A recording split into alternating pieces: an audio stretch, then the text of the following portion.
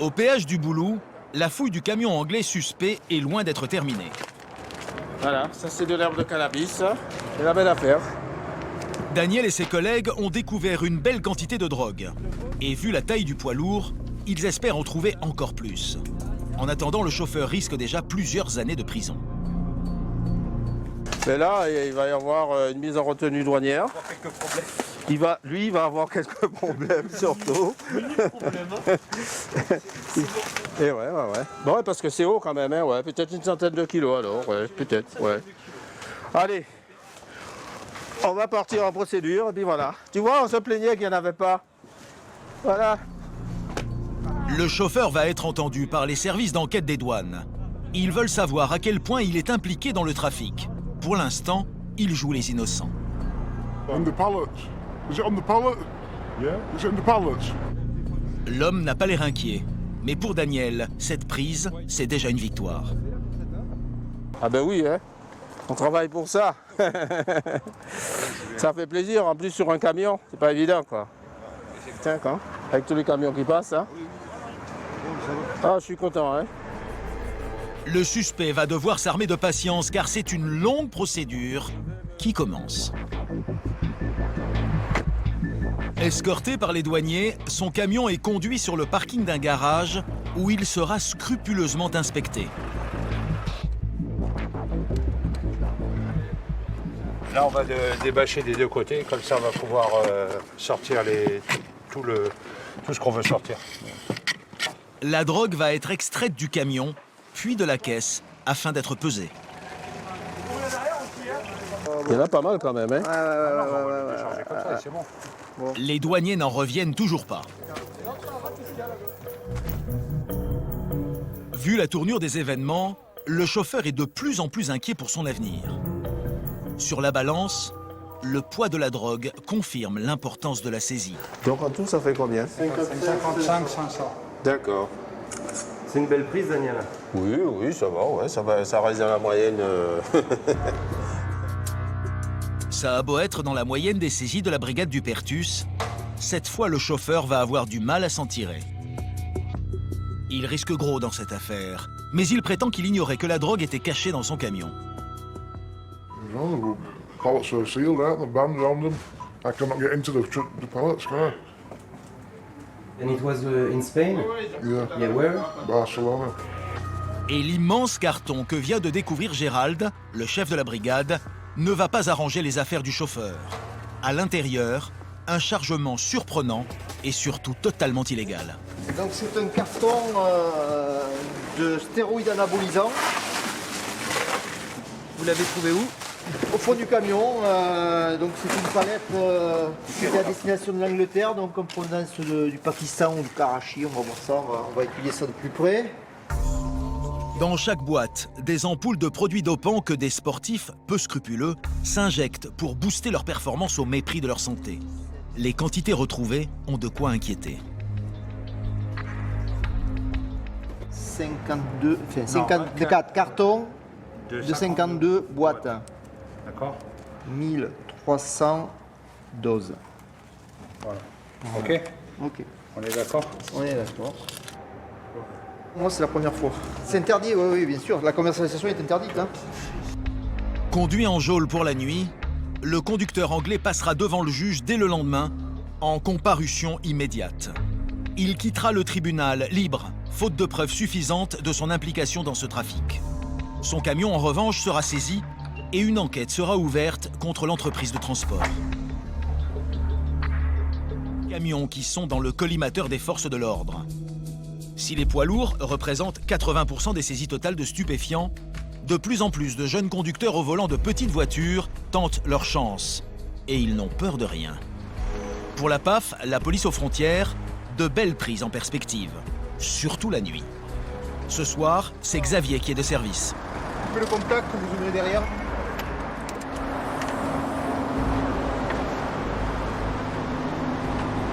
C'est bon, c'est parfait, je vous remercie, monsieur. Affecté à la lutte contre l'immigration illégale, cet officier de police judiciaire lutte aussi contre le trafic de drogue. Jusqu'à présent, la nuit s'annonçait calme, mais des collègues en patrouille non loin de là viennent d'appeler à l'aide. Bienvenue sur le point des pompiers, direction le petit péage.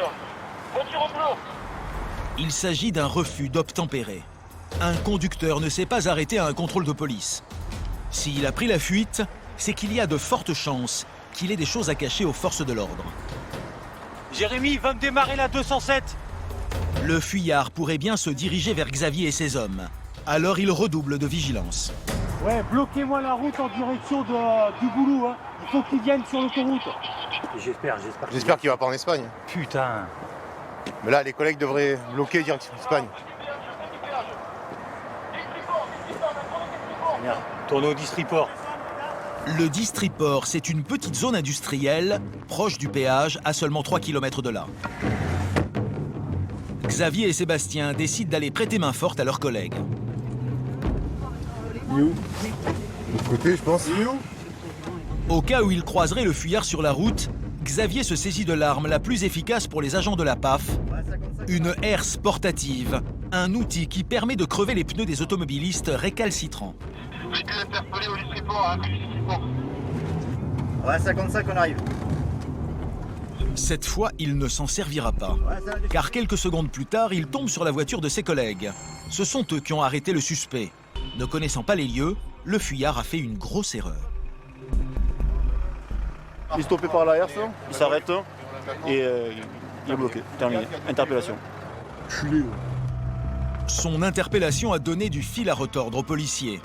Et vu les efforts du chauffeur pour leur échapper, il s'agit certainement d'un passeur de drogue. Vous avez de la drogue, des stupéfiants dans la voiture? C'est rien. L'homme refuse de coopérer. Alors les policiers décident de fouiller son véhicule. Rien dans le coffre, mais côté siège passager, Xavier a fait une découverte. Tiens, voilà. Qu'est-ce que vous venez de trouver, Xavier? Bon, ça, c'est de l'herbe de cannabis. Malgré cette première preuve accablante, le jeune homme va continuer de nier. Vous parlez bien français, monsieur? Je parle pas. Bon, de toute façon, vous êtes placé en garde à vue. On y va, tout de suite. 22h03. Il n'y a pas de problème. 96 heures de sup, il n'y a pas de problème. Je l'ai fait sur un pied. Il devient même provoquant. Le fuyard a beau être jeune, il pourrait ne pas en être à son premier délit. Au moment où on mange gratuit, on dort gratuit. Donc, je suis...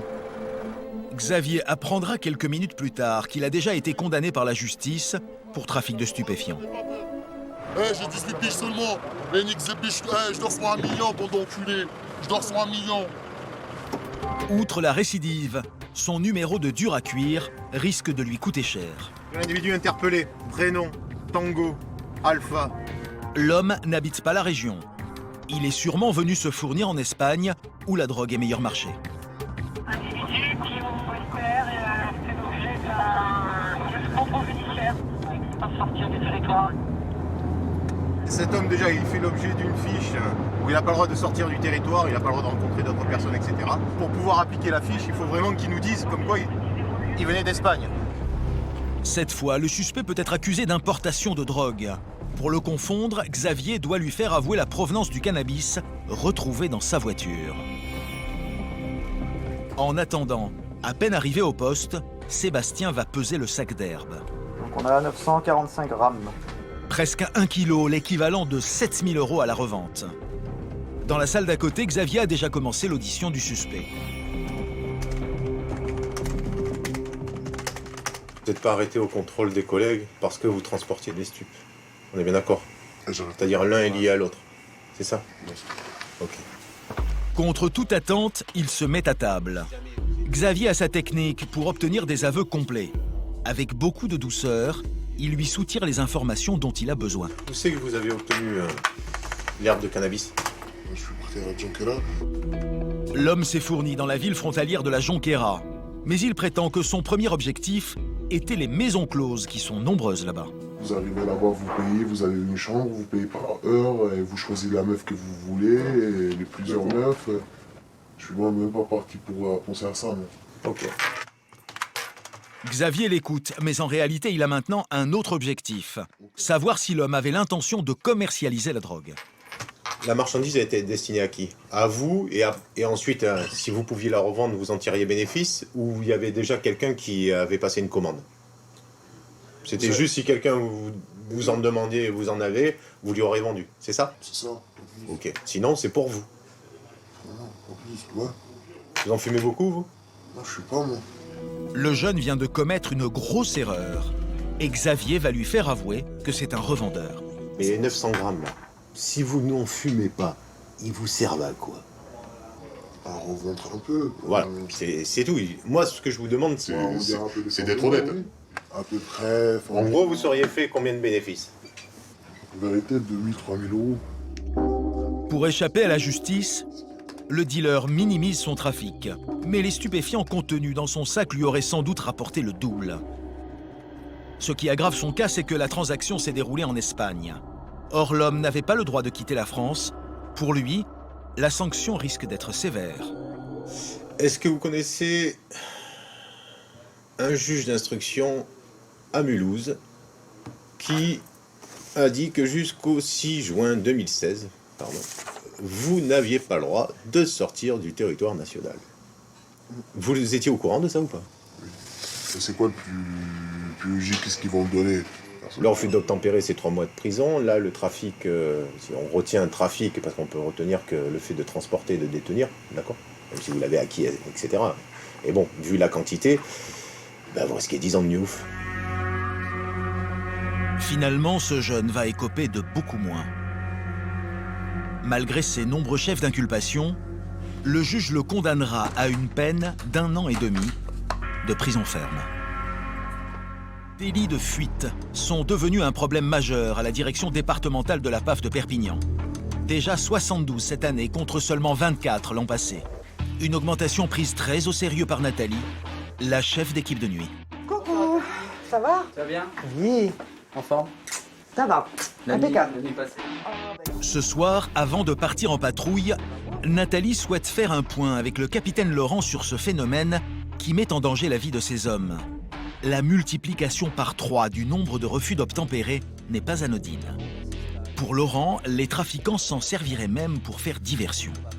Pendant qu'il y a 10 kilos qui passent derrière lesquels on se trouve, il peut y avoir un autre convoi qui passera avec 70, 100, 150 kilos. Il faut que ça passe, voilà, à tout prix.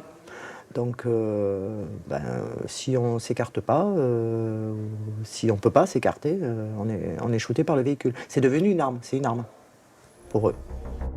Des trafiquants prêts à prendre tous les risques pour acheminer leurs précieux chargements. Comme dans cette affaire filmée par les douaniers eux-mêmes. Lancée à toute vitesse, cette grosse cylindrée grise fonce sur les forces de l'ordre. Après une course-poursuite de plusieurs minutes, le chauffard finit par abandonner son véhicule dont toutes les roues ont été crevées par les douaniers. Dans le coffre, ceux-ci retrouveront près de 300 kilos de résine de cannabis. Ce genre d'affaire est devenu le quotidien des équipes de la PAF. Et cette nuit, Nathalie, Laurent et leur collègue Christophe vont être à leur tour victimes de ce fléau. Quelques minutes après le début de leur service, les policiers reçoivent un appel radio. C'est une autre équipe de la PAF qui les prévient.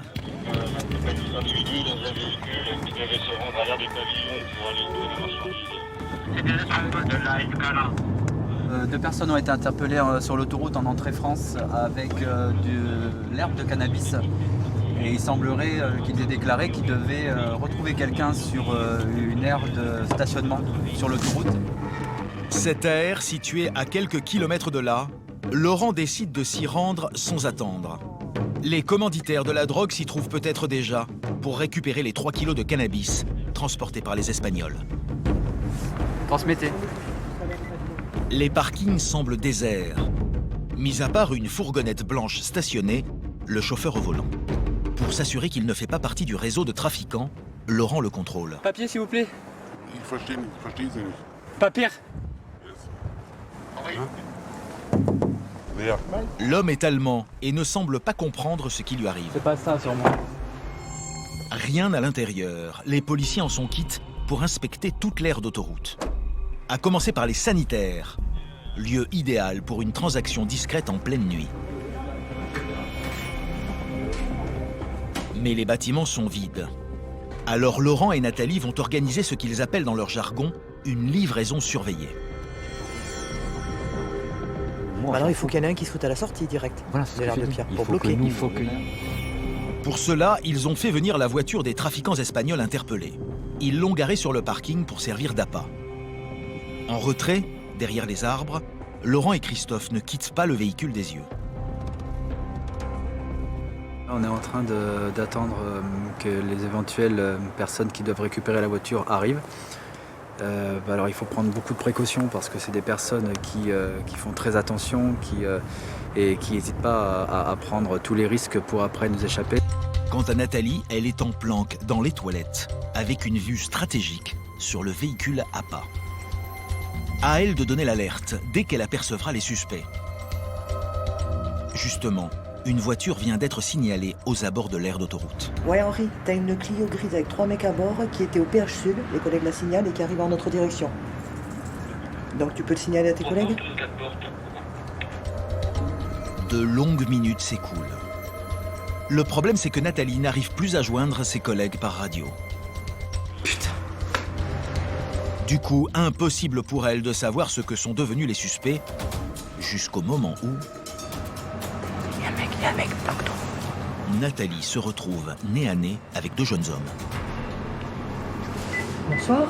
Bonsoir, vous êtes qui? Comment? Seule, face à des individus potentiellement dangereux, Nathalie ne peut se permettre d'intervenir. Ah, ben ne passez pas, c'est pas grave. Elle tente alors d'utiliser sa radio pour prévenir ses coéquipiers. Je suis détranché, 2 mecs viennent rentrer dans les chiottes femmes. Ça part en direction des chiottes hommes. Nathalie les suit. Mais les 2 hommes s'enfuient. Heureusement, Laurent et Christophe les ont repérés. Vite, faut interpeller CE. Les suspects démarrent en trombe. À cet instant, le seul moyen de les arrêter, c'est de crever leurs pneus. C'est ce que réussiront à faire in extremis les policiers en utilisant leur herse. Stické. Mais cela n'empêche pas les individus de s'engager sur l'autoroute. Vite, faut prendre la voiture. Grimpez, vite. L'équipe de Laurent et de Nathalie les prennent en chasse. Je les avais en face, les mecs, stop. Personne ne répondait. Ils me demandaient ce qu'on foutait là, on était dans les shots avec eux. Les fuyards sont à quelques centaines de mètres devant eux. C'est une folle poursuite qui s'engage. Mais leurs pneus crevés les ralentissent et les policiers de la PAF sont sur le point de les rattraper. Ils sont là devant, ils sont devant. Ils sont devant, on y est. Attention, c'est quoi les... Pourtant, impossible d'arrêter la voiture en plein milieu du trafic. Laurent et Nathalie ne peuvent pas se permettre de provoquer un accident. Autre problème, après 40 minutes de poursuite, les policiers sont aux limites de leur zone de compétence.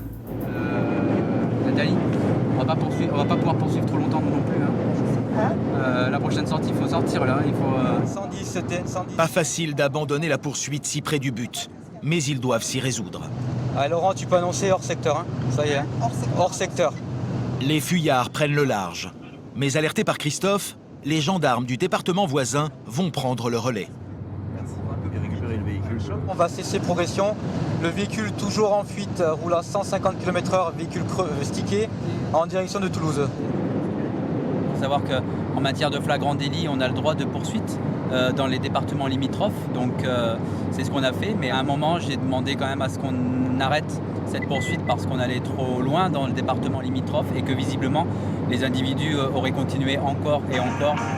Donc on va faire retour au service pour interroger les 2 personnes qu'on a interpellées. De retour à la direction départementale de la PAF, Laurent et Nathalie vont pour la première fois rencontrer ces 2 Espagnols à l'origine de l'affaire. Pour éviter qu'ils ne communiquent entre eux, ils ont été placés dans 2 pièces différentes. Ces passeurs vont devoir s'expliquer sur les 3 kg d'herbe que les policiers ont trouvés dans leur voiture. C'est Nathalie qui mène l'audition. Donc ils venaient de l'Escala en Espagne. Alors que s'était passé lorsqu'ils sont arrivés? ¿Qué pasó al llegar al peaje? Le pidieron que por favor que parara el coche, Et après, que abriera el maletero. Arrêtez la voiture, donc est-ce que vous pouvez ouvrir... On les a contrôlés. Oui, ils ont contrôlé le véhicule. Ouais. Que llevamos, bueno, se lo dijo Duarte, que llevamos marihuana y le dijo para quién era y los chicos que eran. Et c'est de là qu'on a expliqué ce qu'on transportait et pour qui c'était. Alors, Nathalie n'a eu aucun mal à confirmer le rôle des passeurs. Ce qui l'intéresse maintenant, c'est de connaître l'identité des trafiquants à qui était destinée la drogue et qui viennent de lui échapper. Est-ce qu'il connaît les 3 Français là? ¿Conoces los 3 franceses? L'homme ne semble au courant de rien. Les policiers vont tenter d'en savoir plus avec son complice. Cette fois, c'est Christophe qui va l'interroger. Il habite à l'Escala? ¿Vives en Escala? No. ¿A dónde? A Barcelone. Le jeune, lui, n'a rien à perdre. Et il ne se fait pas prier pour donner le nom du commanditaire de la drogue. Alors, concernant la personne qui lui a donné le cannabis, est-ce qu'il peut donner son nom, son prénom, où est-ce qu'il habite, son numéro de téléphone, surtout? Puedes decir cómo se llama, s'appelle. Son nom, mais aussi un moyen de l'identifier. Est-ce qu'il a un numéro de téléphone?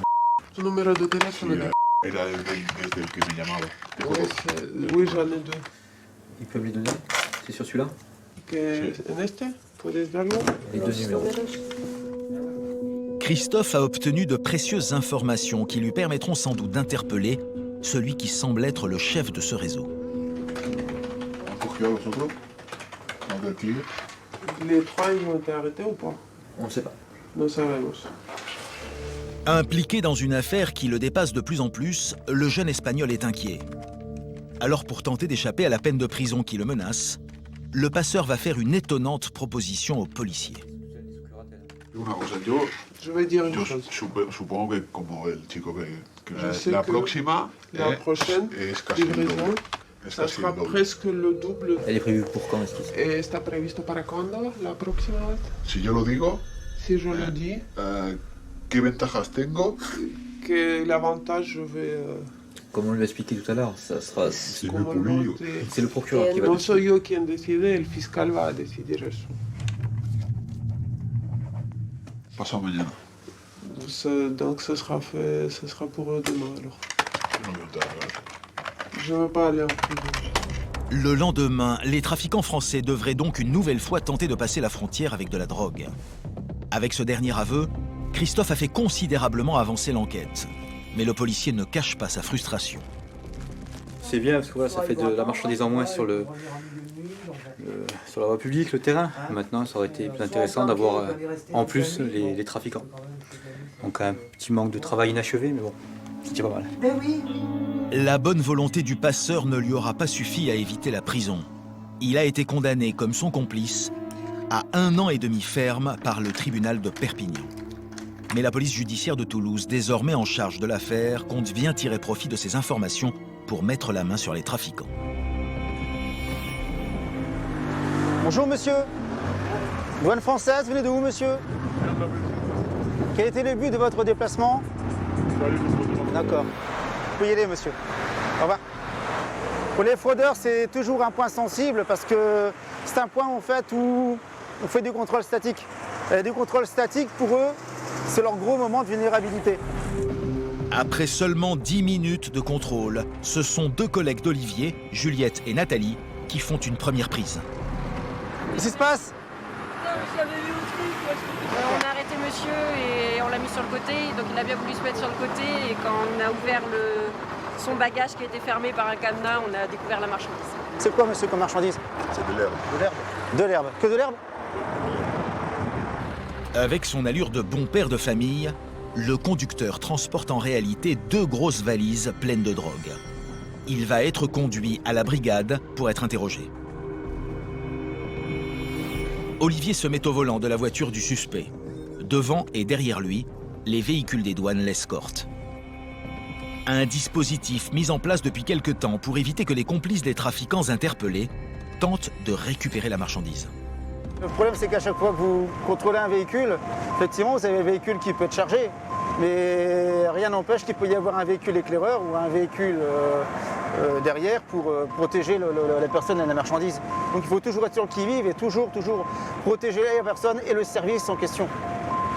Le convoi arrive à destination sans encombre. Pour les douaniers, c'est parti pour une longue nuit de procédure. Et tout commence par la pesée de la saisie. Dans les valises du passeur, des dizaines de paquets de toutes les tailles. Et ce qui étonne les douaniers, c'est le conditionnement particulièrement soigné. Vous avez déjà vu un conditionnement comme celui-là?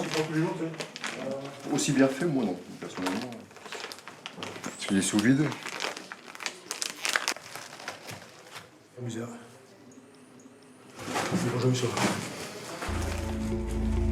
Et très vite, la quantité de drogue contenue dans les valises s'avère impressionnante. Une prise qui satisfait tout le service. La première valise, 13 kg 963. La deuxième valise, 13 kg 180. Qui nous fait un total de 27 kg 243. Voilà. Bravo, félicitations à tout le monde. Merci Babette. C'est beaucoup de satisfaction.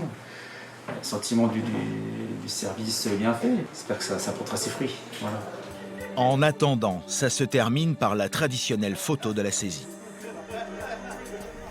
Mais pour les douaniers, la nuit est loin d'être terminée. En déballant les paquets, ils vont faire une découverte qui pourrait permettre de prouver que le suspect est bien plus qu'un simple passeur. On a remarqué que sur celui-ci, donc il y a le nom de la personne. Donc on peut supposer que ce paquet est destiné à payer la personne, on va dire, en nature. C'est de plus en plus fréquent. Pour se rémunérer, le passeur doit revendre la drogue à ses propres clients. Aux yeux de la loi, il devient dealer et risque alors, comme ses commanditaires, jusqu'à 10 ans de prison. Pour en avoir le cœur net, les douaniers comptent sur l'audition de l'homme, prévue le lendemain. 8 heures du matin. Vu les charges qui pèsent contre lui, le suspect a décidé d'être assisté par un avocat. Bonjour. Bonjour maître. Il sera présent durant toute son audition. C'est Juliette et ses collègues qui vont interroger le passeur. Comptant sur l'indulgence de la justice, l'homme ne se fait pas prier pour tout avouer. Vous deviez être payé combien pour ce voyage? 2500. 2500? Vous avez touché une partie déjà? Uniquement la livraison, payé la livraison. Mode de paiement, quantité, il détaille toutes les modalités du trafic. Il ne cache même pas avoir déjà effectué plusieurs passages. C'est le troisième. C'est le troisième. Vous avez utilisé le même trajet? Oui. Pas d'arrêt de notre part? Vous avez fait tout droit? Non, vous étiez là, mais vous êtes laissé à l'autre personne. Fallait klaxonner. Il a fallu klaxonner. Vous prévenir, faites des grands signes la prochaine fois. Mais ce qui intéresse le plus les douanières, ce ne sont pas les exécutants, mais leurs commanditaires. Cette fois, le passeur l'a rencontré quand il était lui-même en prison. Et il est d'origine étrangère, il est français? Non, il est congolais. Et Il est congolais comme moi. Les douanières n'en sauront pas plus. Alors, pour clore l'affaire, Babette va tenter de lui faire avouer qu'il est lui-même dealer, comme l'atteste son nom retrouvé sur un paquet. Comment expliquez-vous que le service retrouve votre nom sur l'un des paquets d'herbe de cannabis? Quel paquet c'est mal? Sur un paquet d'herbe de cannabis. Non. Là, je suis pas d'accord, c'est pas possible. C'est réalisé son truc, là, monsieur. Non. C'est pas possible. Personne ne connaît mon famille. C'est pas possible. Je ne crois pas. La seule chose que vous ne pouvez pas dire, c'est que c'est les douaniers qui l'ont mis. Non, je n'ai pas dit ça. Vous en oui, mais j'ai pas dit ça. Eux, ils vous disent c'est un fait, monsieur. Le fait, vous ne pouvez pas le contester. L'homme savait qu'il risquait gros et il a tout fait pour nier la preuve des douaniers. Jugé au tribunal de Cambrai quelques semaines plus tard, il a été condamné à 3 ans et demi de prison ferme et 74 000 € d'amende douanière. À la frontière franco-belge comme à la frontière franco-espagnole, les trafiquants sont de plus en plus nombreux à forcer les contrôles des douaniers pour sauver leurs précieux chargements. Sur ces images tournées à Cambrai, on voit même l'un de ces passeurs éviter de justesse un homme des douanes. En se projetant à terre, l'agent a juste le temps de jeter une herse pour crever ses pneus. La course-poursuite s'engage. Quelques kilomètres plus loin, un des pneus finit par éclater, stoppant net la folle course du fuyard. L'homme est rapidement interpellé, les douaniers pistolets au poing. Dans son coffre, ce jour-là, il trouve 2 sacs contenant 22 kilos de cannabis. Depuis cet événement et l'explosion du nombre de refus d'obtempérer, les douaniers de Cambrai ont peaufiné leur technique de contrôle. Leur stop stick, toujours prêt à l'usage, ils ne laissent plus aucune chance aux automobilistes réfractaires. À chaque fois qu'ils arrêtent un véhicule, ils se mettent à 3 pour l'encercler. Doucement, doucement, doucement. Slowly. Cette fois-ci, la fouille ne donnera rien.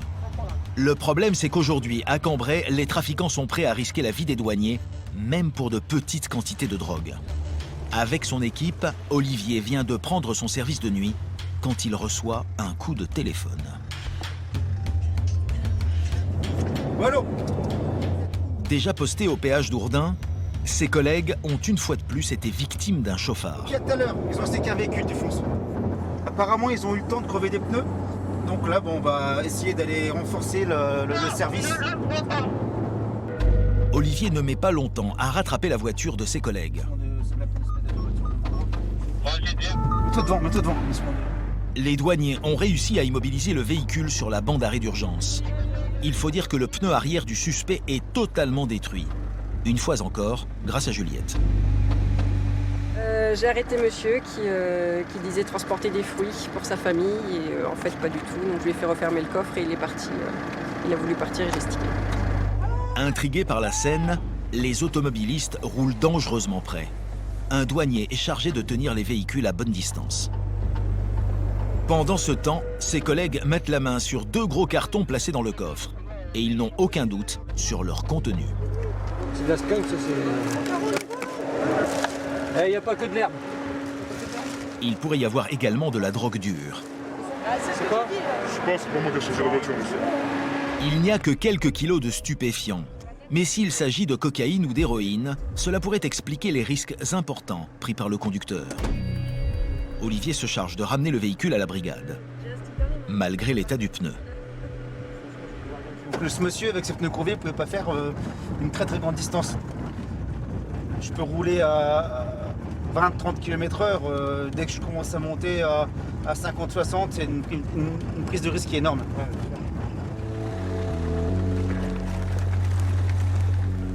Dans les bureaux, les douaniers vont examiner avec un peu plus de précision la marchandise transportée.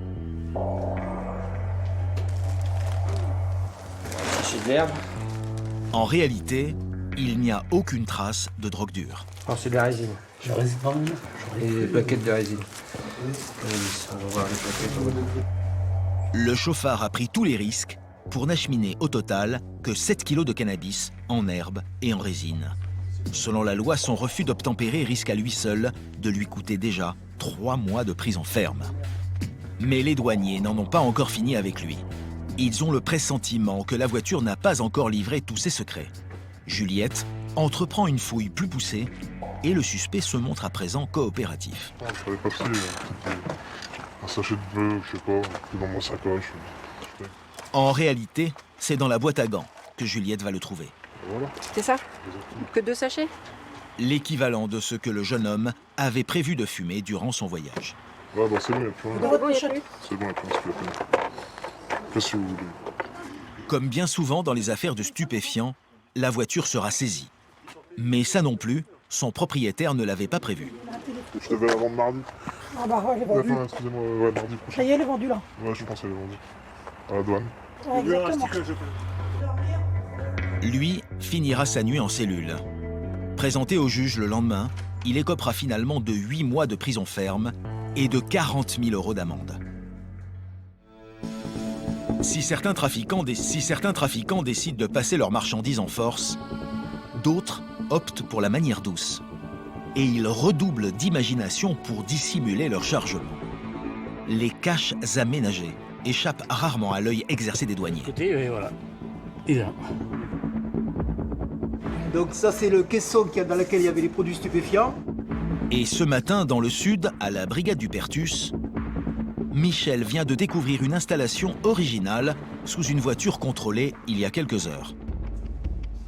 On cherchait une cache aménagée, on cherchait pas autre chose. C'est dans des bonbonnes de gaz que les trafiquants avaient dissimulé la drogue. Le plus fort, c'est que cette voiture roulait réellement au gaz avant d'être aménagée. Ces bonbonnes, c'est bonbonnes qui marchent. Cette voiture, elle peut marcher au gaz. Enfin, elle pouvait marcher au gaz. Elle a marché au gaz avant qu'il y ait la cache aménagée qui soit faite. On a vu qu'il y avait des coupures au niveau du plancher à ce niveau-là. Donc, l'accès à la cage, ça se faisait par le haut.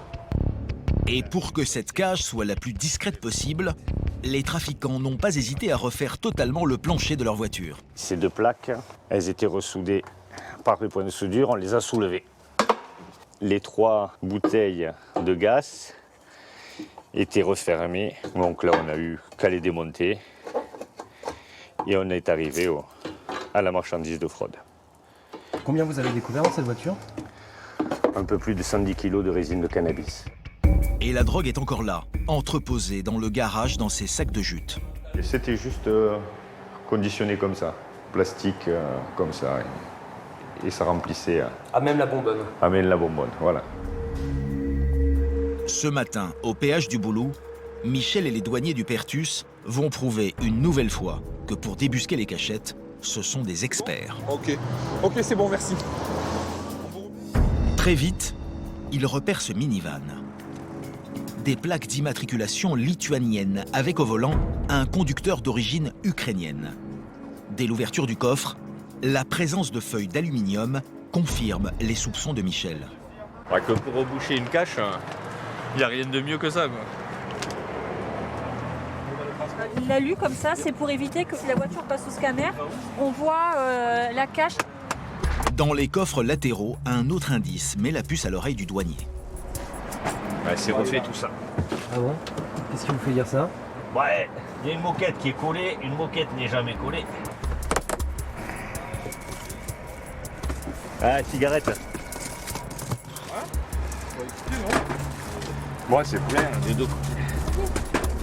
Michel avait vu juste. Les 2 ailes de la voiture sont remplies de cartouches de cigarettes, mais il y a encore plus étonnant. Attends, tu vois ou pas? La totalité de la camionnette a été aménagée. Des centaines de paquets de cigarettes pourraient y être dissimulés. Pour le contrebandier ukrainien, à qui l'on a passé les menottes, c'est la fin du voyage. Okay. Il veut un avocat ou pas? Ah, je sais rien, ok. L'homme est conduit à la brigade où sa voiture sera entièrement démontée. Ces cigarettes ukrainiennes auraient pu lui rapporter un sacré pactole. Il y a des cigarettes qui viennent de l'Est, c'est intéressant parce qu'elles sont à peu près 1 € le paquet là-bas. Donc c'est rentable. C'est rentable pour eux. Et ils les revendent en Espagne ou en France. Au marché noir, le paquet est revendu généralement 5 fois plus cher. Une rentabilité qui incite de plus en plus de personnes à se lancer dans le trafic. On va fouiller complètement la voiture, voir ce qu'il y a exactement, et dénombrer l'ensemble des marchandises de fraude, donc les petites cigarettes, voir combien il y en a. Et en fonction de ça, on verra des suites à donner à l'affaire. Toutes les cachettes n'ont pas encore été découvertes. Mais cela ne saurait tarder car le contrebandier est tellement fier de son travail qu'il est prêt à dévoiler aux douaniers tous ses secrets. D'accord. Ah oui, regardez, puisque là c'est pas mal, il va nous montrer comment ça s'ouvre. Ah, il va nous montrer. Avec en prime un cours de démontage de voiture. Technique, hein? Technique. Les douaniers n'en perdent pas une miette. Ce qu'ils découvrent ici leur servira sûrement pour une prochaine affaire. Ok, d'accord. Ok, ben voilà. Original et très ingénieux. Le moindre espace a été utilisé. Chaque cachette est maintenant entièrement vidée. Pendant ce temps, une douanière fait les comptes. Il y en a combien donc en tout là au total? 178. 178 cartouches, soit 1780 paquets de cigarettes. Alors que la législation française n'autorise l'importation que de 4 cartouches par personne. Avec ce coup-là, le contrebandier aurait pu gagner un peu plus de 7 000 €. Pour savoir si l'homme pourra payer la lourde amende qu'il encourt, Nicolas évalue l'argent liquide dont il dispose. Il a que 205 €. En attendant, les douaniers saisissent le véhicule et toute la marchandise. Quant au chauffeur, il est relâché et reparti, sans sa voiture et sans cigarette en poche.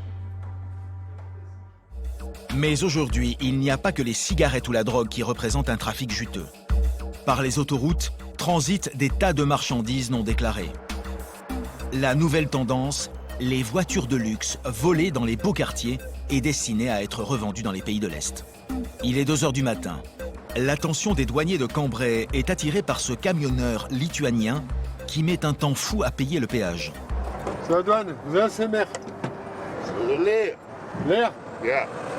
Nach Deutschland. Rien, pas si sûr. Après avoir consulté sa CMR, le document censé détailler le contenu de son camion, les douaniers décident de le vérifier. Open. Le chauffeur semble sur les nerfs. Et quand il ouvre les portes de son camion, surprise.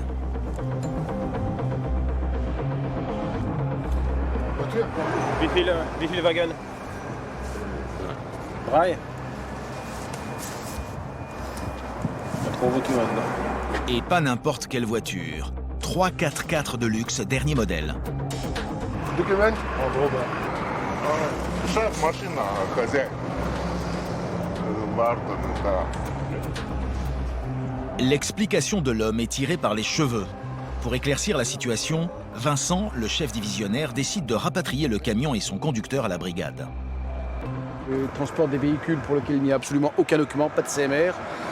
Donc 3 véhicules d'après ses dires. Donc là on va revenir au siège de l'unité pour faire un contrôle approfondi, s'assurer de la situation juridique des véhicules, notamment s'assurer qu'ils ne sont pas volés. Arrivés devant la brigade, les douaniers peuvent pousser plus avant leurs investigations. Pour du fric. Valeur des 3 4x4, 150 000 €. Et ils sont tous immatriculés en région parisienne. Les vitres sont ouvertes. En réalité, les vitres ne sont pas ouvertes. Elles ont toutes été brisées. Pour les douaniers, l'hypothèse du vol se confirme. Et la deuxième, elle a même un ticket de stationnement encore de... Ouais, reste à savoir de Neuilly. Une banlieue chic de Paris où le véhicule était encore garé il y a 2 jours, à en croire le ticket. Pour Gérald, il ne reste plus qu'à relever quelques informations. On va relever les immatriculations et les numéros de série. Alors après, si c'est des véhicules volés, automatiquement, ils vont être répertoriés. Pour ce genre d'informations, les douaniers consultent le SIV, le système d'immatriculation des véhicules. 496 TE. Oui. Ce fichier va permettre au divisionnaire Vincent d'obtenir la preuve que les 3 4x4 ont bien été volés. Volé. Bon, j'imprime. Hélas, l'action des douaniers va s'arrêter là. En l'occurrence, il s'agit de voitures volées, non de fraude. Le lendemain, ils remettront le conducteur lituanien et son précieux chargement au service de gendarmerie compétent. Mais l'affaire était belle.